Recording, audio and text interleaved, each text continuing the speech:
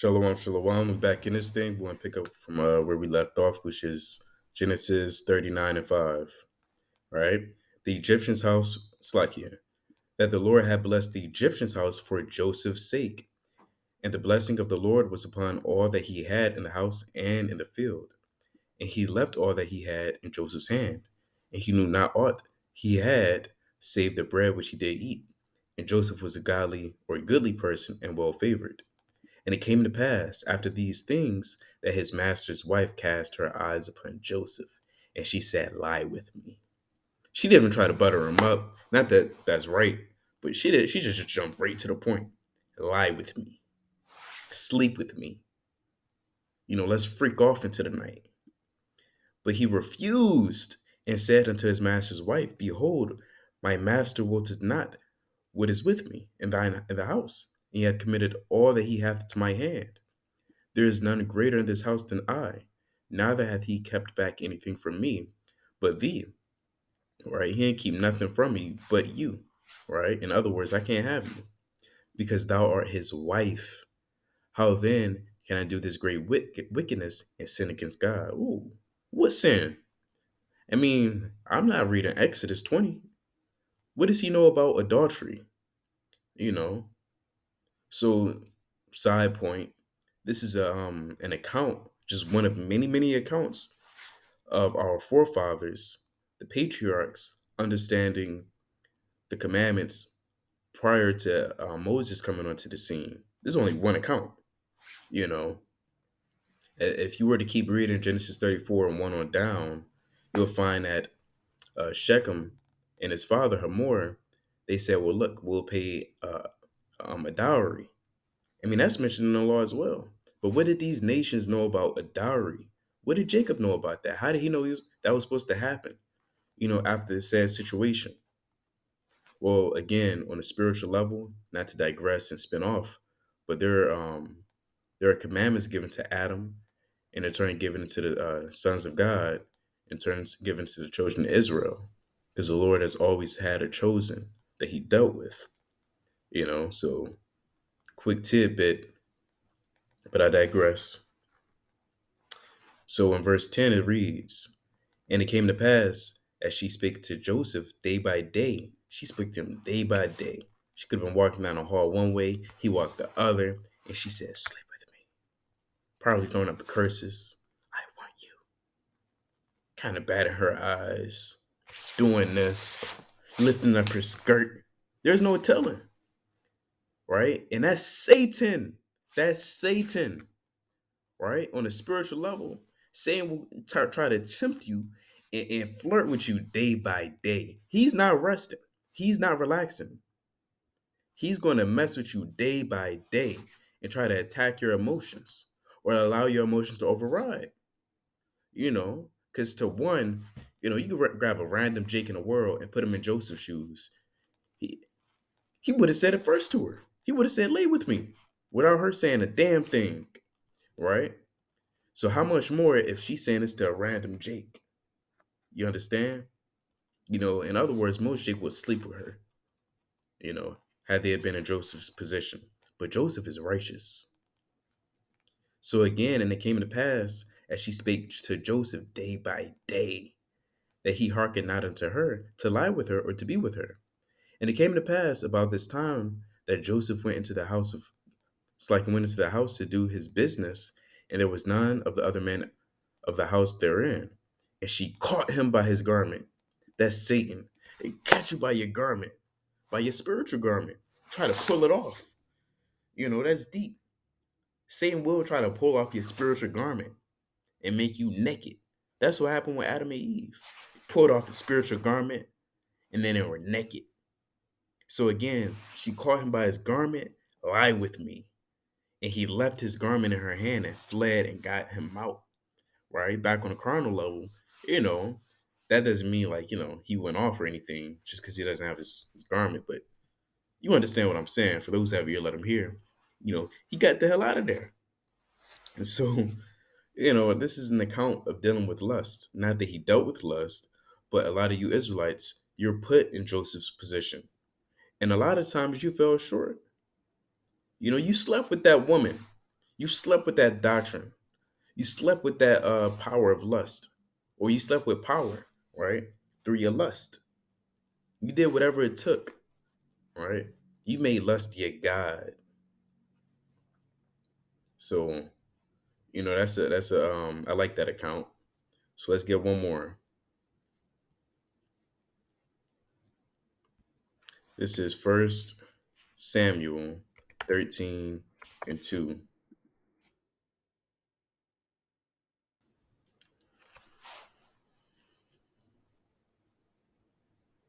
Second Samuel.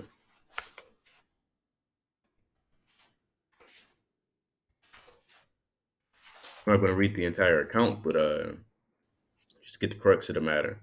Jump down. I'll start at verse 1. And it came to pass after this that Absalom, the son of David, had a fairer sister, whose name was Tamar. And Ammon, the son of David, loved her. They're siblings, by the way. And Ammon was so vexed that he felt sick for his sister Tamar. He was vexed.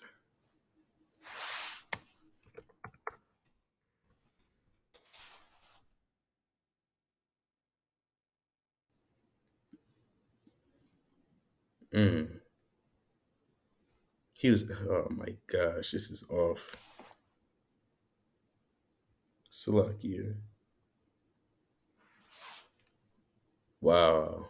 He was troubled. He was snuffy, agitated, resentful, hot tempered, wrathful, furious. Right? It's chiefly this first definition. Right? He was tickled. He was undecided, contentious, at issue, unsettled, problematic, ongoing. Right? This is unresolved, you know? But Ammon had a friend whose name was Jonadab, the son of Shemaiah, David's brother. Right? So they're cousins, if I'm not mistaken. And Jonadab was a very subtle man. He was sneaky. We'll call him sneaky on the left hand side. I'm saying that after what we're about to read. And he said unto him, Why art thou being the king's son, lean from day to day? Even that response. Wilt thou not tell me? And Ammon said unto him, I love Tamar, my brother Absalom's sister. Wow. He said, I love Tamar, my brother Absalom's sister. And Jonadab said unto her, Lay thee down on thy bed and make thy. He didn't pull out no precept. He just jumped right to it. He said, Hey, lay down in your bed, and when the father come in to see thee, say unto him, I pray thee, let my sister come in and give me meat and dress the meat in my sight, that I may see it and eat it at her hand. I mean, he just furthered the affliction. He exacerbated the situation drastically, you know. And it says after that, so Ammon laid down. I mean, he didn't even say, hold up, Ak, you going off. You supposed to rebuke me. He followed immediately after his devices. He laid down immediately and and made himself sick. He fake sick. He was faking a funk, and eventually he slept with her as you read, but I mean lust destroyed that man. Lust destroyed Ammon. So you can't allow lust to destroy yourself. You have to move in the spirit of Joseph, not Ammon. You know. And I'll give one last account. This is with jealousy, right? If I didn't really mention financial woes, I mean that's pretty much Tobit 2:11. You know, because ain't really, when you're the man of the house and you blind, it's only so much you can do. And Tobit was righteous and he understood that he had to take care of his household. He wasn't slothful. He did the work. It tells us earlier in the chapter, right? So when you become blind, that prohibits you from accomplishing certain tasks and fulfilling certain work. Therefore, you're going to fall into financial woes. And if your financial woes, are you going to allow yourself to be more vexed and drink? You got to stay in the spirit and not let your emotions master you. You got to master your emotions. That's Matthew 4 and 20 as well, right? Where the apostles, they was fishing, they had a business, they had good money, they had boats. They dropped their nets and followed after the Lord. I mean, it was probably a good day to catch fish, but they dropped it. They didn't worry about their money because they followed after the Lord. So Genesis 37 and 12, that's Joseph and his brothers being jealous of him. Don't let jealousy overthrow you, and destroy your spirit. We brought out in the beginning that whatsoever things were written aforetime were written for our learning, that we through patience and comfort of the scriptures might have hope. So we touched on being financially broke, you know, in your anger, right? And being jolly, and feeling threatened and jealousy, you know, all these things. Telling the truth when it hurts. So this truth is deep, man. But Israel, you have to remember to remain vigilant, and not only that, but resilient in the Lord.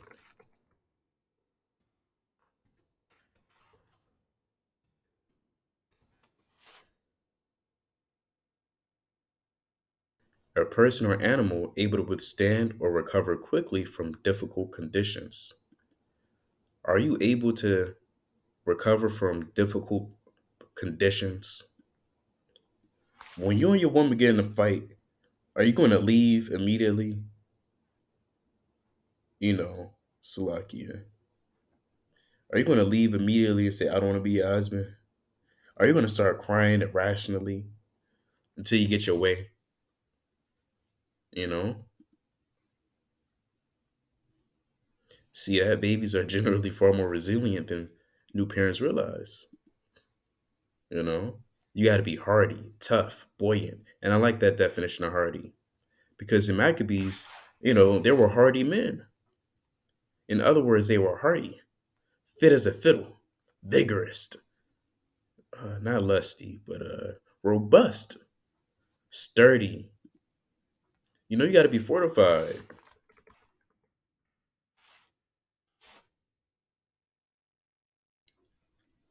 provided with defensive works as protection against attack.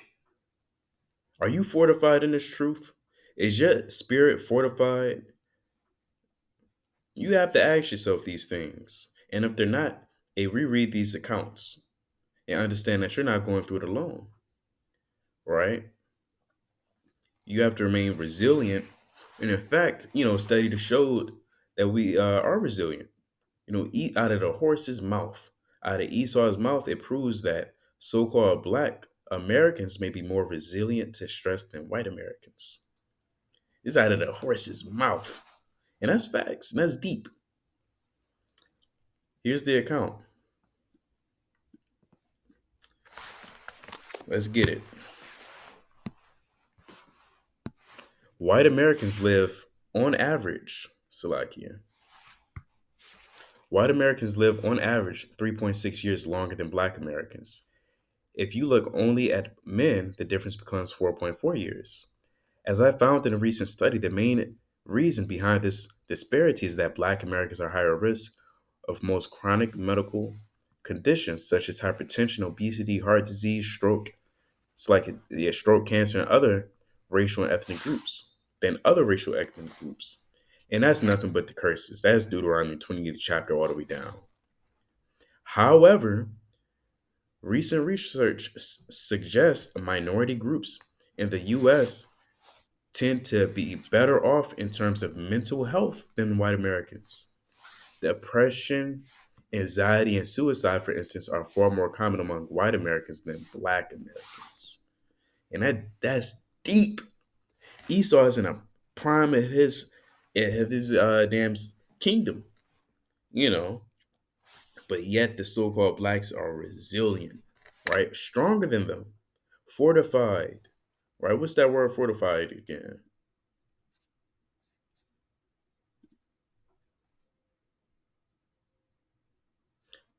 Provided with defense as works, so like it provided with defense works as protection against attack.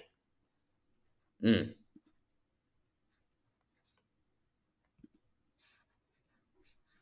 Research, including work I have done with the colleagues at the University of Michigan, demonstrates that although white Americans are on average the healthiest groups, they also, on average, far less resilient than Black Americans. And I'd suggest one of the reasons why that is because being privileged and having access to so many resources to further benefit your family and your generations, one wrong hiccup or one wrong situation will make you freak out because when you're so um, used and at ease and not um, accustomed to going through affliction, I would say, then one wrong turn or one bad day is going to destroy you because they're used to living good. This is their kingdom after all. Why do you think there's Karens? They're used to living a lovely life. So when one thing doesn't go their way, they lose their shit. Esau, they have a bad day. They get drunk, they beat their wife, they slap their kids. Just, just slap them after a long day of work. Or they might even jump off a building and say, I hate my life. F it. It just start skydiving, you know, with no parachute. Not off of a regular building, not off of a McDonald's building, off the tallest building there is. So again, it seems that vulnerability is a cost of privilege. And that's a good sentence. It seems that vulnerability is a cost of privilege. And resilience comes as a result of adversity. Mm, that's deep, So that shows you that so-called white man, they don't go through adversity. That's Psalm 73. Their lives are not as other men. They're not in trouble as other men. Let's bring that out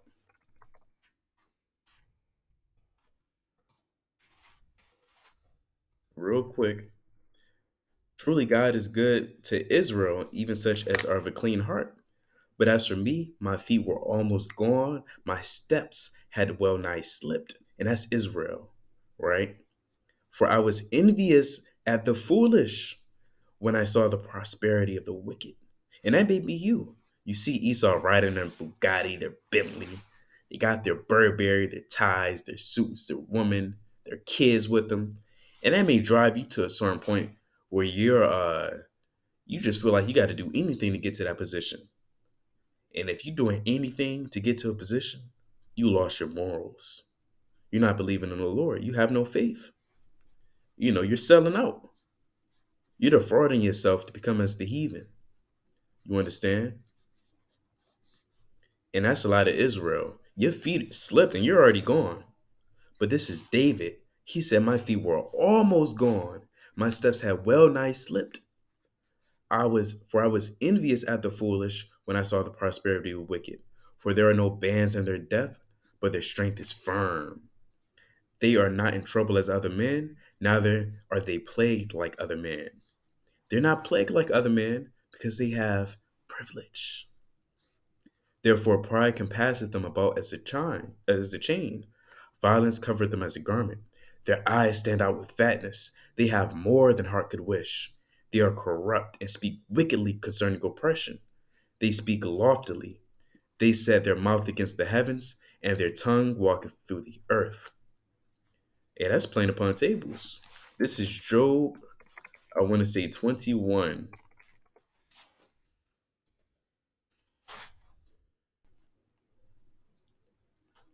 Yep. Wherefore do the wicked live, become old, yea, are mighty in power? Their seed is established in their sight with them, and their offspring before their eyes. Their house are safe from fear, neither is the rod of God upon them. Their bull gendereth and faileth not. Their cow calveth and casteth not her calf. They send forth their little ones like a flock, and their children dance. They take the timbrel and the harp and rejoice at the sound of the organ. They spend their days in wealth, and in a moment go down to the grave. Therefore they say unto God, depart from us. And I might do a cold cut on it because a comedian mentioned that a lot of white people, they don't believe in God for the reason of their privilege. I gotta find it. I wish I can pause this to find it, but Can I pause this? Hold on. All right, we back at it. Not to go too far down a rabbit hole, but check this out. Let's say I shouldn't even say I'm an atheist. Let's say I'm agnostic about my atheism, right? Atheists are such smug hypocrites, by the way. Atheists will be like, you pray to a God? That's so silly. Can I show you my vision board real quick?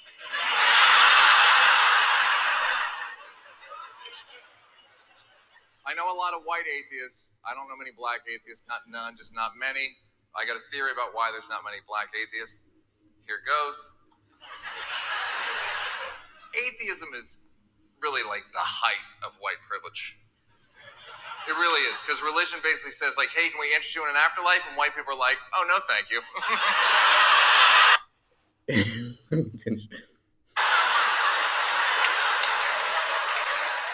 How much better could it be? I'll just take my supplements and see what happens, huh? Hey, hey, that's facts. He said, "How much better could it be?" You know. So, hey, that's the precepts. They spend their days in wealth, and in a moment they go into the grave. Therefore, they say unto God, "Depart from us, for we desire not the knowledge of thy ways." You know, hey, everything's connecting. You know, that's the spirit, man. So, furthermore, we got to ask ourselves, what do we mean by resilience? So, this is again from the same article. Oh man, this is deep. We call a group of resilient when it's like we call a group resilient when it is healthy. Given the level of exposures to a wide range of psychosocial risk factors, for instance, psychosocial adversities such as lower educational attainment are associated with increased mortality in general, but the effect is lower in some groups than others. So we would describe the groups where the effect is lower as more resilient. White Americans seem to be more vulnerable to certain social risk factors for a wide range of physical and mental health outcomes compared to minority groups. In other words, they are less resilient, less resilient, less able to successfully adapt to life's task in the face of highly adverse conditions. What does this prove? That the so-called white man not only can he master his emotions because he's not faced through enough adversity to master them, but also he's privileged. This proves that there is so-called white privilege. If there's been any doubt in your mind, well, maybe they really don't. Maybe they don't really have white privilege. Maybe that's just. I mean, the proof's in the pudding, man. Across several studies, not one, not two. They have multiple witnesses. They brought demographics. I mean, across several studies, that's a lot. Using national representative samples of Americas, my colleagues and I have consistently found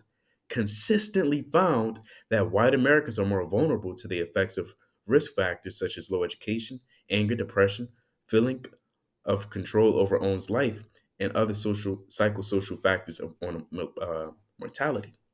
So that's why I mentioned earlier. Esau have one bad day, jump jump off the building, just start skydiving. He goes head first, splat, all because he's not resilient. I bring this out for a reason. It's because look at your forefathers and what they endured. Really sit down and consider your history. And we went through slavery. We went through the Egyptian slavery. We went through the Assyrian, the Babylonian, the Persians, the Greeks, right? The Romans, America. We went through seven major captivities. And yet here we still stand 10 toes down. That's deep. I mean, it could have been a mass suicide amongst us. But Israel is resilient. When Israel have a hard day, that increases their faith in the Lord. Because through your adversity, that's when you're made strong. Because when you're weak, you're made strong. So I got two more precepts, and then we're going to close out. This is Acts 21 and 13. Then Paul answered, what mean ye to weep? I'll pull it on here.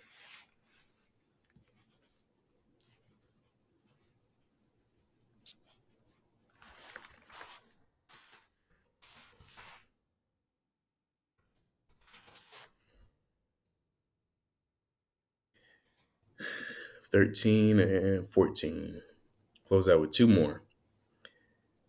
Then Paul answered, what mean ye to weep and break mine heart? For I am ready not to be bound only, but also to die at Jerusalem for the name of the Lord. And when he would not be persuaded, we ceased, saying, the will of the Lord be done. Similarly, I would say to Eli, when he received judgment of what happened to him, he said, if it seemeth good to the Lord, then so be it. Loosely paraphrasing. So let's get this last one. 2 Corinthians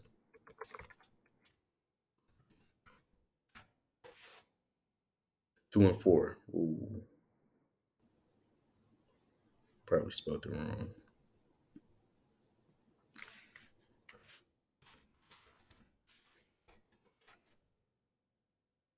Hold up.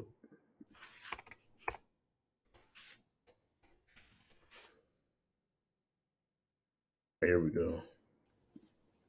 2 Corinthians chapter 2, verse 4.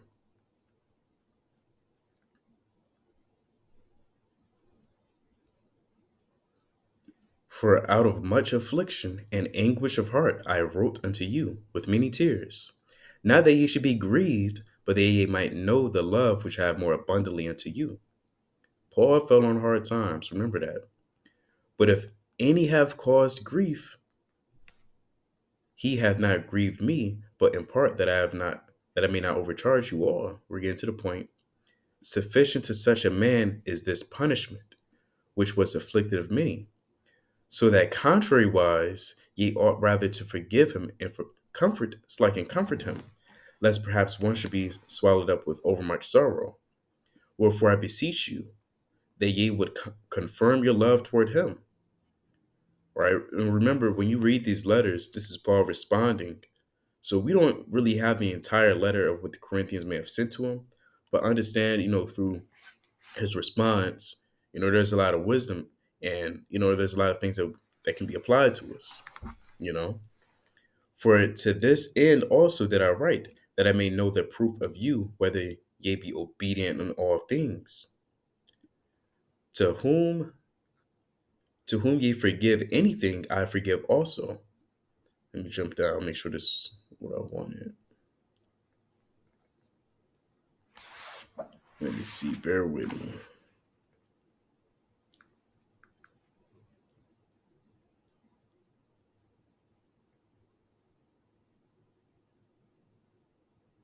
Yeah, that's what I wanted. All right. I'll read verse 4 again. Is that what I want? Bear with me. Bear with me.